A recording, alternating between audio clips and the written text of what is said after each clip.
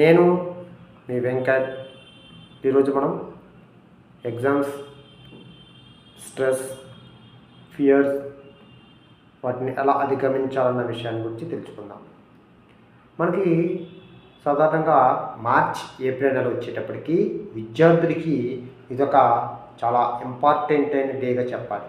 ఎందుకంటే ఈ టైంలో విద్యార్థులు సంవత్సరం మొత్తం ఏమైతే నేర్చుకున్నారో అటువంటి జ్ఞానాన్ని ఆ టైంలో ఎంత చక్కగా నేర్చుకున్నారు, వివిధ రకాలైన పద్ధతులను ఉపయోగించి ఎట్లా జ్ఞాపకం చేసుకోవాలి, ఎలా జ్ఞానాన్ని సంపాదించాలి, ఎంత కష్టపడాలనేది సంవత్సరం అంతా కష్టపడి ఈ మార్చి, ఏప్రిల్ నెలలో 2.5 గంటలు లేదంటే 3 గంటలు ఆ పేపర్ మీద మనం ఏదైతే అప్లై చేస్తామో వాటిని బట్టి మనకు మార్కులు వస్తాయి. అది మన సామర్థ్యం కింద లెక్క వస్తుంది. మీరు ఎంత నేర్చుకున్నా సరే మనం ఎగ్జామ్లో సరిగ్గా అప్లై చేయకపోతే కనుక మనం అనుకున్న ఆశించిన స్థాయి చేరలేకపోతూ ఉంటాం. అయితే విద్యార్థులు మార్చ్, ఏప్రిల్ అని ఒక పండుగ వాతావరణం కింద తీసుకోవాల్సి వస్తుంది. ఎందుకంటే మీరు ఒక క్లాస్ నుంచి మరొక క్లాస్కి ప్రమోట్ అవ్వడానికి ఎగ్జామ్స్ అనేవి చాలా ఇంపార్టెంట్. అటువంటి ఎగ్జామ్స్ మీకు ఏప్రిల్ లేదంటే మార్చిలో జరుగుతున్న వల్ల ఈ టైం నుంచి మీరు చాలా పండుగ వాతావరణంగా తీసుకొని ఆహ్లాదకరంగా చూసుకోవాలి. అదే కాకుండా ఎగ్జామ్స్ని మనం ఒక స్ట్రెస్ అంటూ ఉంటుంది. ఈ స్ట్రెస్లో 2 రకాలు ఉంటాయి. యూస్ట్రెస్, డిస్ట్రెస్ అని ఉంటుంది. డిస్ట్రెస్ అంటే మనం ఒక ఎగ్జామ్ అనేటప్పటికీ ఒక భయం లాంటి వాతావరణం వస్తుంది. సార్ ఎగ్జామ్స్ వస్తున్నాయి, ఏం చేయాలి, నేను మంచి మార్కులు తెచ్చుకోవాలి, మా తల్లిదండ్రులకి మంచి పేరు తీసుకురావాలి, లేదంటే స్కూల్కి మంచి పేరు తీసుకురావాలి, నేను స్కూల్ ఫస్ట్ వస్తానంటారా లేదా, లేదంటే ఫస్ట్ క్లాస్ వస్తుందా లేదా, లేదంటే పాస్ అవుతానా లేదా అన్న డౌట్స్ తోటి వీళ్ళు చదవాలని ఒక స్ట్రెస్కు ఫీల్ అవుతూ ఉంటారు.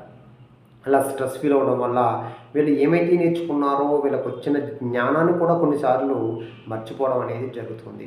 అందుకని విద్యార్థులు ఎప్పుడైనా సరే టెన్షన్ పడకుండా వాళ్ళు ఏమైతే జ్ఞానాన్ని నేర్చుకున్నారో వాళ్ళు ఒత్తిడి లేకుండా రాస్తే కనుక మంచి ఫలితాలు రావడం అనేది జరుగుతుంది. అందుకని మనకి డిస్ట్రెస్ వల్ల ఎటువంటి యూజు లేదు. స్ట్రెస్ ఉండాలి, కానీ డిస్ట్రెస్ అనేది మనకి అంత మంచిది కాదు. దీనివల్ల ఏమైతే నేర్చుకుంటారో వాటిని కూడా మనం అక్కడ అప్లై చేయలేని పరిస్థితి వస్తుంది. ఇది డిస్ట్రెస్. ఇంకా యూస్ట్రెస్ అంటే విద్యార్థి నేర్చుకుంటాడు, కానీ నేర్చుకోవాలని ఒక భయం ఉంటుంది, ఒక పట్టుదల ఉంటుంది.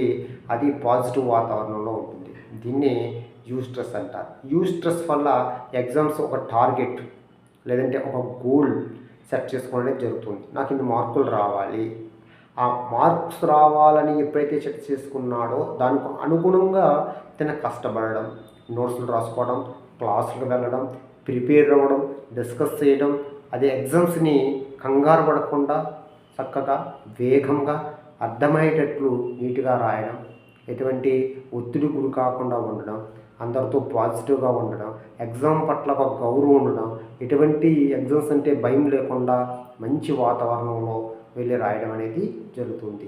దీన్ని యూస్ట్రెస్ అని చెప్పి అంటారు. ఇప్పుడు ఎగ్జామ్స్ అనేవి అందరికీ వస్తూ ఉంటాయి, వెళ్తూ ఉంటాయి.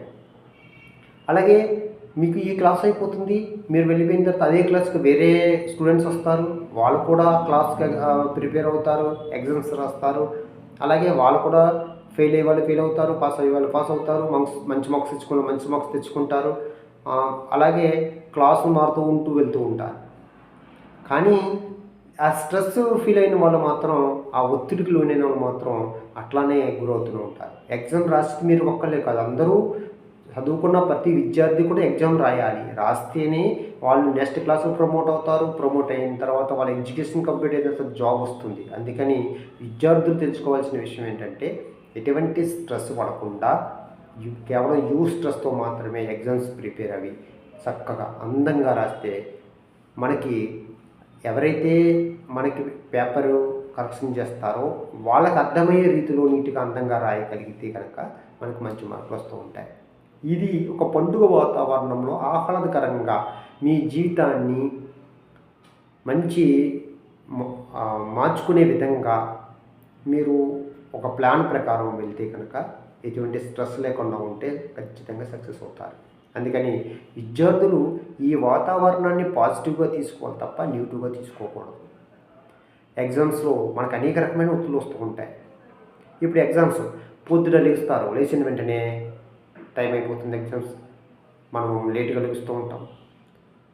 తర్వాత కొన్ని హాల్ టికెట్లు మర్చిపోతూ ఉంటారు, కొంతమంది పెన్ను మర్చిపోతారు, కొంతమంది పెన్సిల్ మర్చిపోతూ ఉంటారు, కొంతమంది ఇంకా వస్తువులు మర్చిపోతూ ఉంటారు.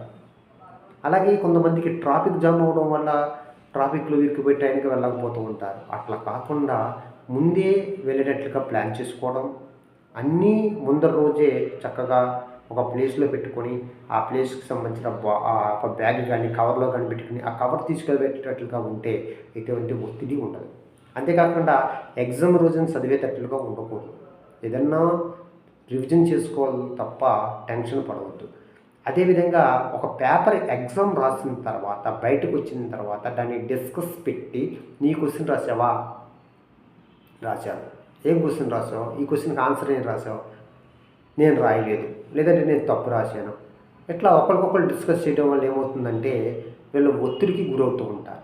ఈ ఒత్తిడి వల్ల కూడా మరుసటి రోజు పేపర్కి వాళ్ళకి ఆటంకం కలుగుతుంది. అందుకని విద్యార్థులు ముందరగా అంతా ఎగ్జామ్ అయిపోయిన తర్వాత వాళ్ళ ఇంటికి వచ్చి మరొక పేపర్ ప్రిపేర్ అయ్యే విధంగా చూసుకోవాలి తప్ప డిస్కషన్ చేయడం, అనవసరమైన ఒత్తిడితో కూడిన వాతావరణాన్ని సృష్టించుకోవాలి.